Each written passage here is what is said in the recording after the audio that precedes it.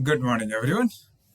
My name is Shamil, and I welcome all of you to another episode of Engineering with Shamil. And today we are going to discuss about conventional fire alarm systems. So it is a continuation of the last episode where we had introduced the two types of fire alarm system. One is the conventional, and the other one is the addressable.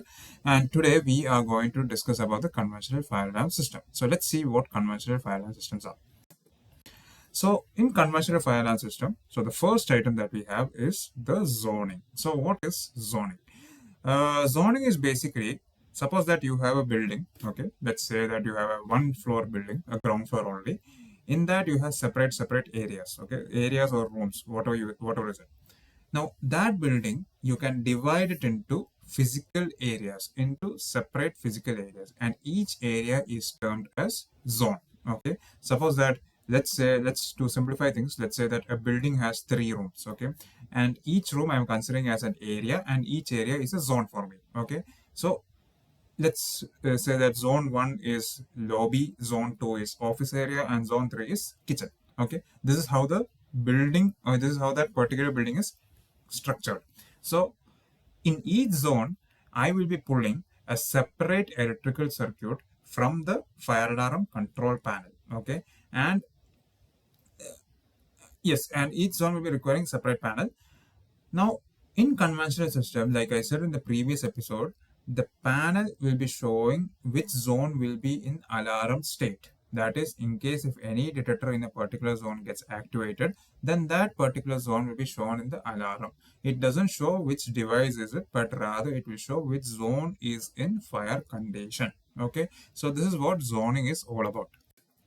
Now, some of the common applications for the conventional fire alarm systems includes in small offices, in shops or retail units, in small schools, small apartments, small warehouses, etc. Whichever is simple in design, simple structure or less buildings for the less size for those areas, conventional system is advisable. Okay.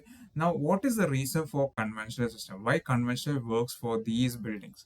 The reason why conventional system works are a few. So first one, each zone is having few zones, okay, and it is a very simple layout. Because of that, we can go for conventional system.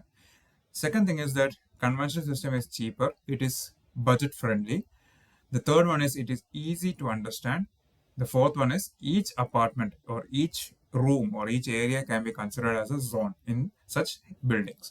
And few areas will be there, only very less open, means it will be open areas. And at the same time, the number of detectors will be less. So because of that, conventional system is as advisable for such kind of buildings.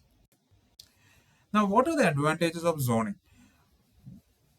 There are three advantages. The first one is low cost. So as I said before, the conventional system, which includes the panels than the devices, they are cheaper when compared to the addressable system, which requires complex programming, softwares, and all those things. Okay, so that's why conventional system is cheaper.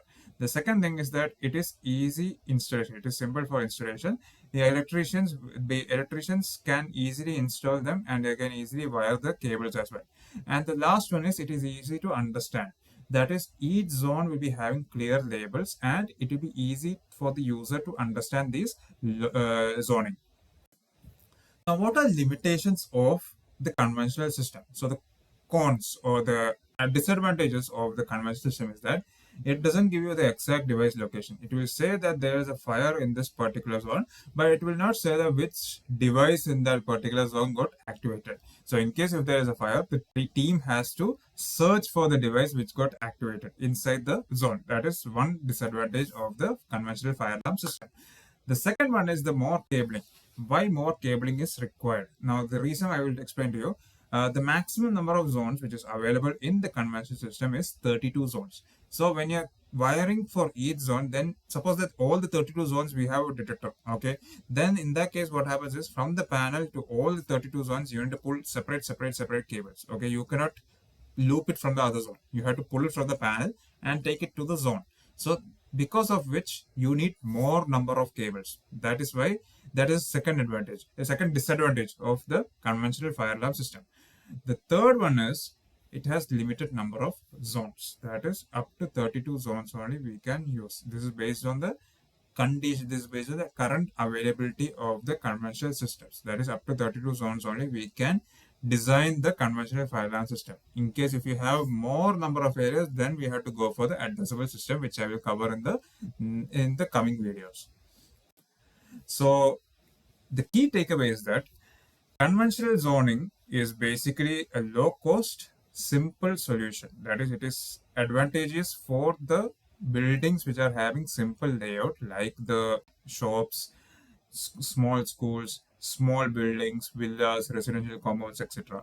And it is ideal for them. It is an ideal system for them instead of going for overly sized or overly budgeted fire alarm systems. And knowing the general area of the fire is enough, because since it is a simple layout, we just know like which room will be having fire, and that room information is only enough instead of providing an exact location of the device.